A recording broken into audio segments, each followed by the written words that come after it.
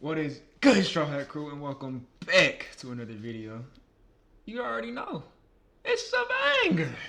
Without any further ado, let's jump straight into it.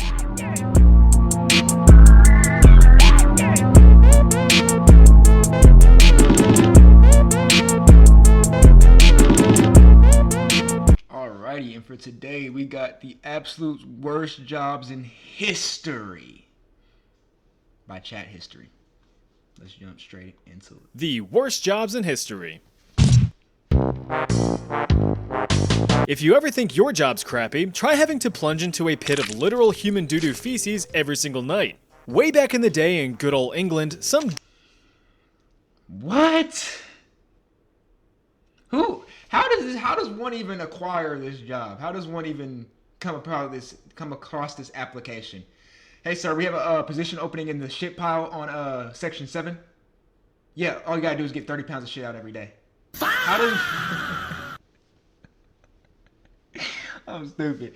But how does one even get this? Like, if I'm in this situation, I might just go homeless, bro. I don't know if I want to be waving the shitties. Just waving in the shit. Like, I'm not trying to do that, bro. Like, no. daring men made a career out of wading through human excrement. So-called gong farmers were tasked with draining out cesspits filled to the brim with offensive butt slop. The profession had existed for centuries, but it saw its height between the years of 1485 and 1603, also known as the Tudor period. Oi, I got a tutor for you. Since this was way before the invention of the turlet, people were content with just slamming their cheeks down in a public latrine to pinch off a quick loaf. The other problem was the lack of availability of somewhere to go. Towards the end of the 14th century, it's estimated that there was only one public bathroom per 2,000 people. Plus, keep in mind that all of that human waste was just piling up in a literal stone-lined hole in the ground, so you were just dropping logs onto a mountain of timber. The local government, realizing that this horrid threat to public health was fermenting beneath everyone's feet, took action to allow the construction of private outhouses and latrines in residential areas, as a way to disperse the smelly sewage. It didn't work all that well. So with dookie levels rising, help was needed to drain the pits. Enter the gong farmer. The term gong deriving from an Old English term meaning to go. They were also referred to as the much more mysterious and cooler sounding title of nightmen, as the only time that they were allowed to perform their duties was under the shroud of night, and that really sucked. There were no flashlights, spotlights, or illumination of— Fuck no! Look! He's waist deep in shit. For 0.01 cent a day. I'm not doing. I can't, bro. There has to be. Is there any other positions available? You said no, only the shit extraction team.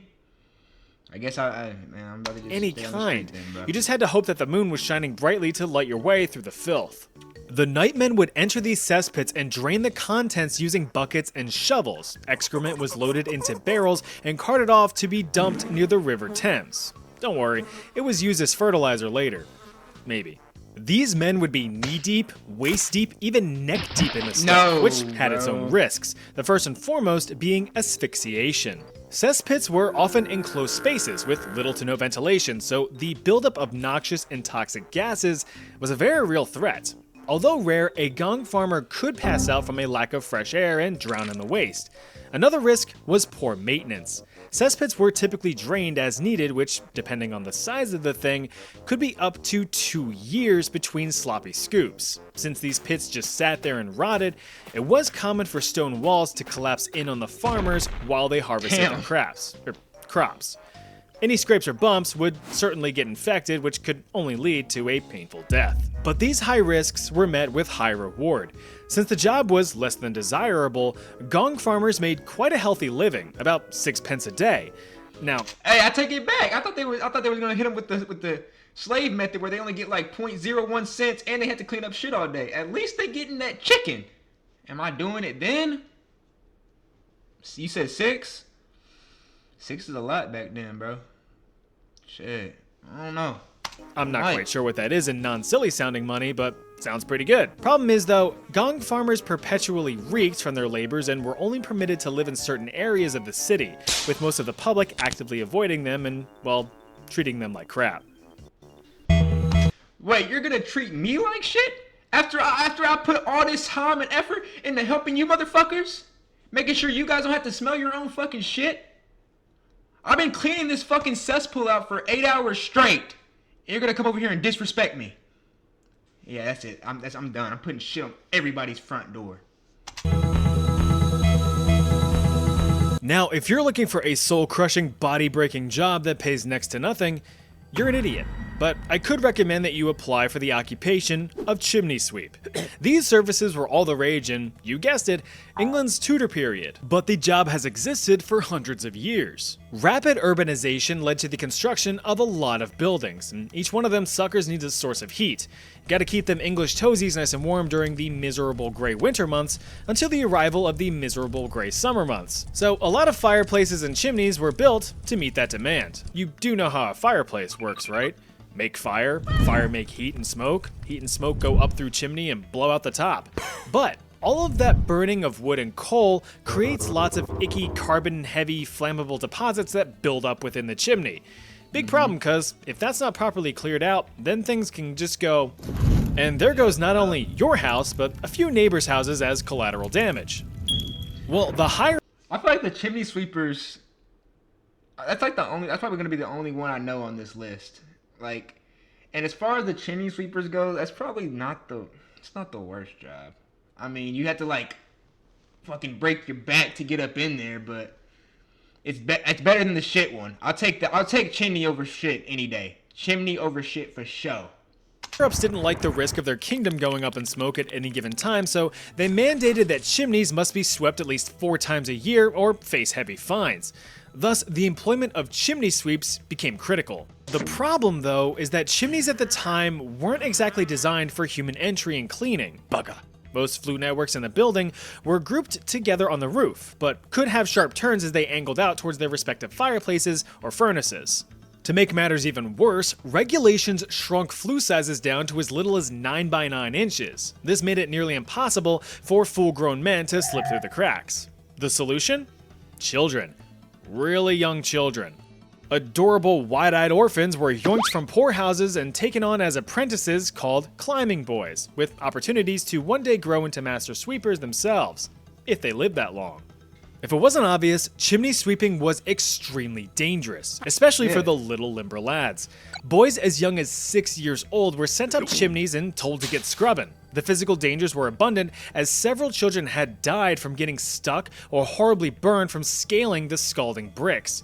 Keep in mind that these fireplaces were almost always in use, so those chimneys were hot and ready. I don't understand how like older humans could be like so fucking stupid. If you know that you're having the chimney sweepers come out and clean up the chimneys for the year, you know what I'm saying, the first time for the year. Yo, everybody, just for while the chimney sweepers are doing their thing, we're gonna have to be a little cold for a while, guys, so we don't kill them. Or no, you just fucking keep them on, it's fine. Like a carry-out pizza. Now, if the cramming didn't kill you, the scrubbing would. Soot and creosote, the organic carbonaceous byproducts of burning wood and coal, are carcinogenic. So if you're trapped in a confined space just scrub-a-dub-dubbing away while sucking up hits of cancer-causing black powder all day day, things are not going to turn out well for you. But it actually wasn't your lungs that you needed to worry about.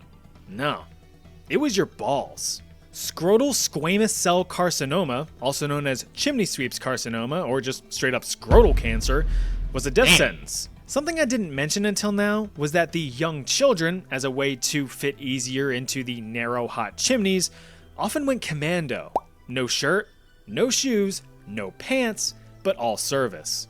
The constant exposure to soot and such led to the development of tumors on their nethers. Once developed, they were lucky if they had a few years left in them. Sure, your sack is out of whack, but damn, that chimney's clean. Ah, hell no, bro. What did they have going on back in the day? Like, why did the clothes make that much of a difference? The fucking 2 centimeters of fabric that's between your body that made that much difference. Bro, what the fuck? You've Matchstick probably girls. heard of the radium girls, young women of the workforce that would paint luminous numbers and hands onto timepieces in the early 1900s. Well, this is similar. Towards the end of the 19th century, matchmaking was a pretty lucrative business. Not like pairing couples up, but making literal matches. By the late 1800s, there were about 25 matchmaking factories across Great Britain, employing over 4,000 chaps and chapettes. The process, as with most industries at the time, involved working with some nasty chemicals. The flavor of the day here was white phosphorus, an unstable compound that burned fiercely when ignited. You know, perfect for the few seconds that you would need to set something ablaze. On top of being both easily ignitable and violently reactive with oxygen, it had the triple whammy of also being extremely toxic. Of all Nice. matchmaking jobs, roughly half were involved in the I love when things are extremely fucking toxic, highly explosive, and could kill me at any second, bro. That's my favorite part of the fucking day. Jesus. We were living so different back in the times, boy. We were just like, you know what? We're just gonna make some shit. If it kills us, it kills us, dude. We have to keep going. If it kills us, we kills us. We gotta keep pushing forwards.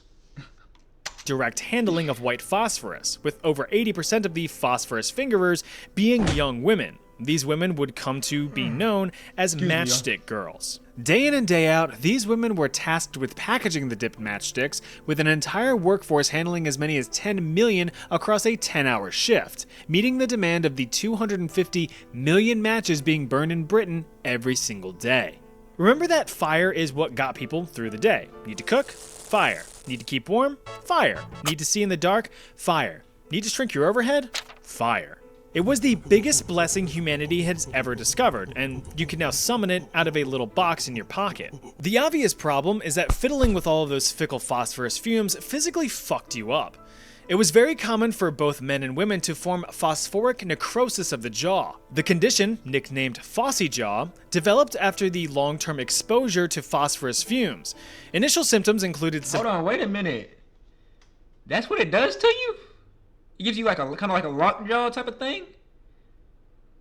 Why did you would think the chemicals would like literally target the lungs, but it like they just don't. They just start targeting random shit.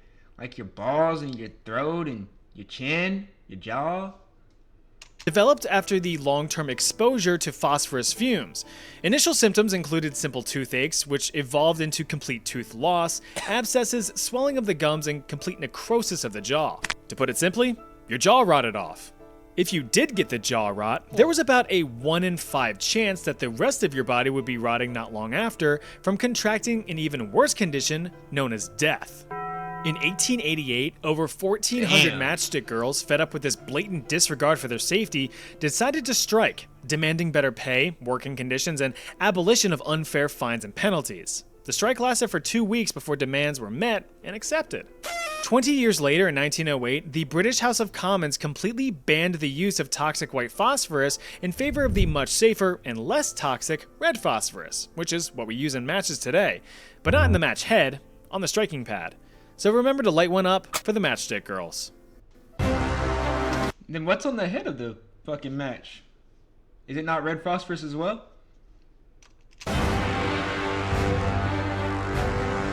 If you think your job's exhausting, try hauling an entire freaking ship up a river with your bros. These are burlaks, or barge haulers. They hauled barges. Typically dirt poor peasants just looking for enough coin to eat for a week, these men were tasked with strapping on a strap and using whatever strength they had left in them to pull in ships from the Caspian Sea all the way up the Volga River in the days of the Russian Empire.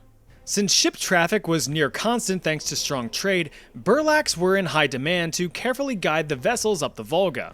But why couldn't the ships just sail up the river, you might ask? Because the Volga flows outward towards the Caspian Sea, and there were rarely favorable winds to propel a ship up the river, lest you risk beaching your entire ship on the banks.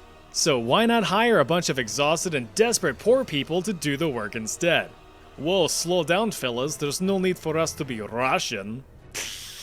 Depending on the load size, burlak groups could range from just a few men up to 150 fellas pulling a single ship. But there was a moment of respite for these workers. See, one advantage to working in the Russian Empire was the cold winters. can't exactly move ships upstream when the waterways are completely frozen over. So burlaks were seasonal, working dawn until dusk, thaw till frost.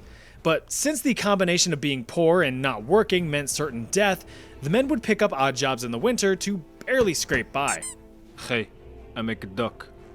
Smudge, smudge. At the beginning of the 19th century, it is estimated that about 600,000 burlaks worked in the Russian Empire. But the So wait, they weren't pulling it onto land, right?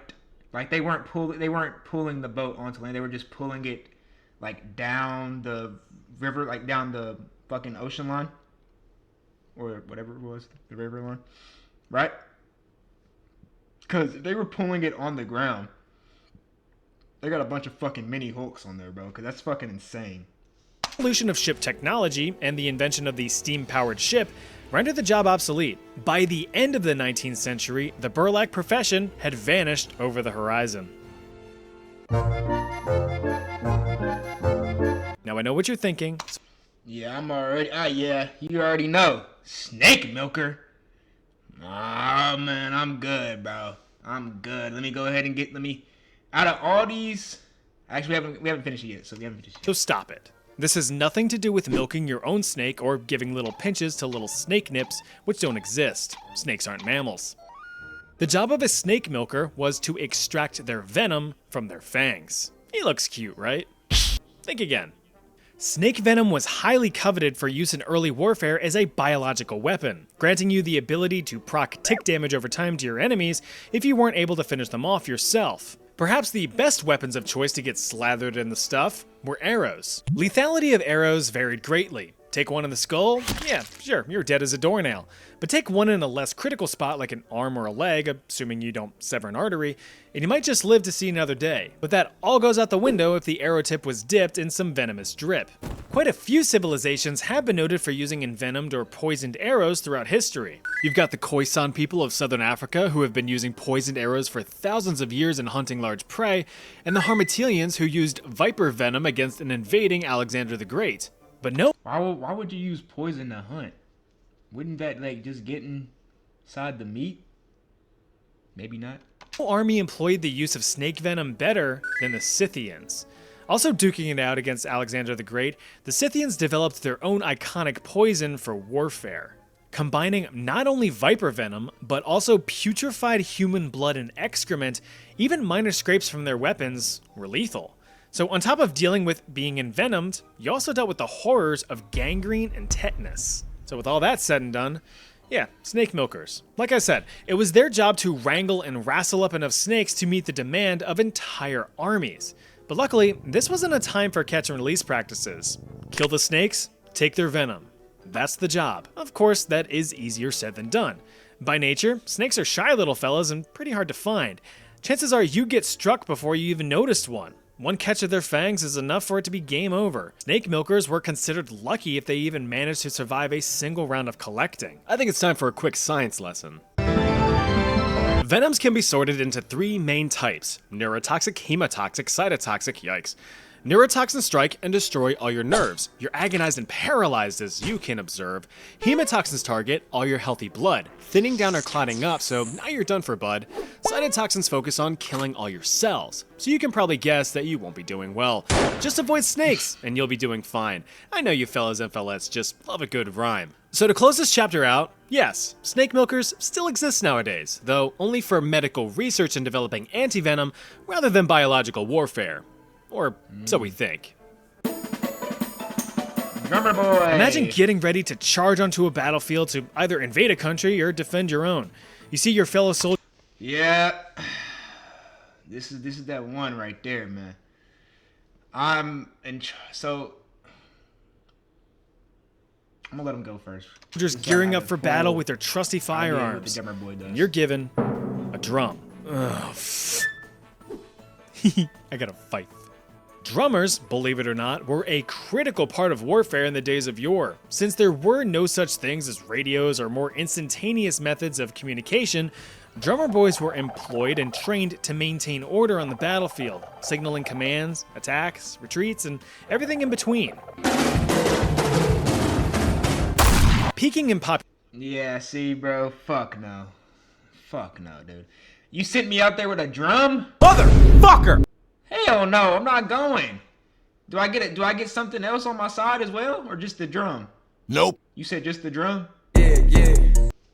Popularity during the American Civil War, drummer boys were typically in their teenage years or young adulthood, though some more famous drummer boys were much younger.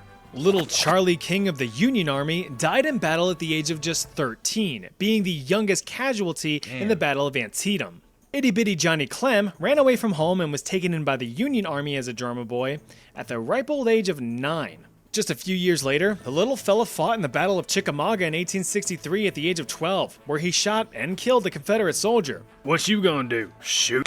He was promoted Hey. to sergeant, eventually retiring from the United States Army in 1915 as a brigadier general. But that's a rare Hey. occurrence. In reality, it would have gone That's a tough. And I'm not gonna lie, that's a crazy life. Man, when I was fucking 9 years old, I went to war.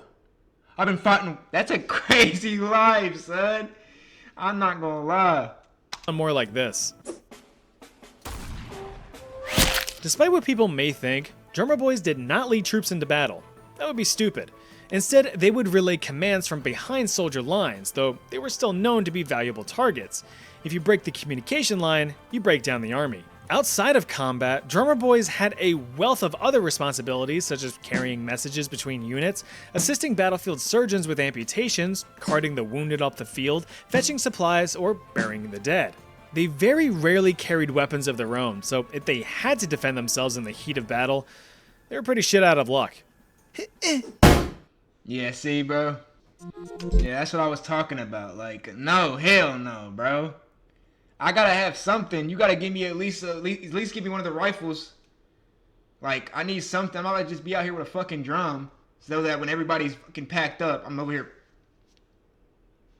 All I got is a drum. I guess I'll just run away. Like, I'm not, like, what? That's the only thing I If you can wanted do. to be one of the most influential people in all of England but don't have a drop of royal blood in you, you'd want to squeeze into the role of the Groom of the Stool, a job requiring you to get up real close and personal with the king or queen at the time. Look, we all have to go once or 12 times a day, so someone as prestigious and important as the king is gonna need help doing so. I mean, imagine feeling the sudden urge to blow out your britches, but you have to fight through said britches to accomplish the mission. Grooms of the Stool assisted the monarch with any labors regarding biological movements. This included helping the removal of clothing, preparation of the lavish and luxurious royal ship box, and the removal of the splendiferous solids, but not before their proper examination. Yeah, that's right. Grooms of the Stool were not only tasked with cleaning up the royal slurry, but making sure that the passings were healthy, taking Oh, hell no, bro.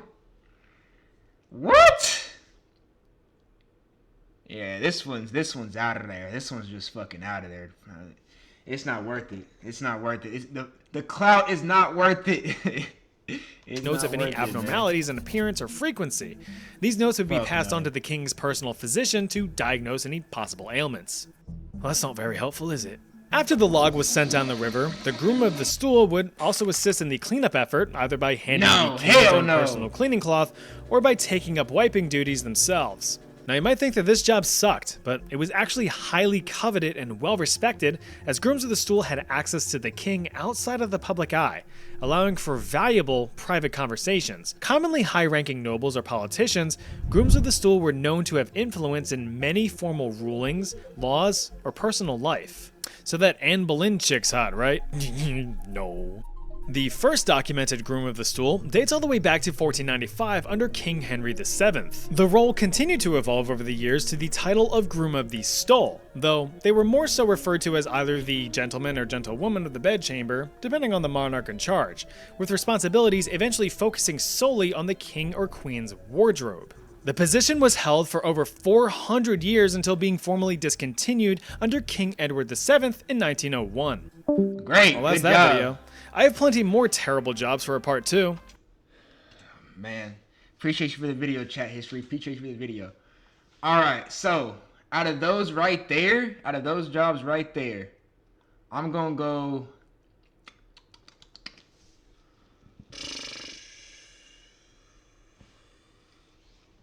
I'm not gonna lie. The snake whisperer, the snake milker, That's probably the least amount of like possibility of I see as death. Like, I'm not getting bit by a snake, bro. I'm gonna be 10 toes, eyes on the ground, like this. Like, I'm gonna wear some fucking high ass fucking boot and make some boots or some shit before I go out there. I can't get bit on my legs or something because I'm not getting bit. So that's that. But with that being said, I hope y'all enjoyed this video. You know what I'm saying? Nothing too crazy. Just love, you know, something. You know what I'm saying? And I'll catch y'all in the next one. She call me Luda, bitch, I roll out with my shooters. She wanna fuck me in a Plymouth Barracuda. I got my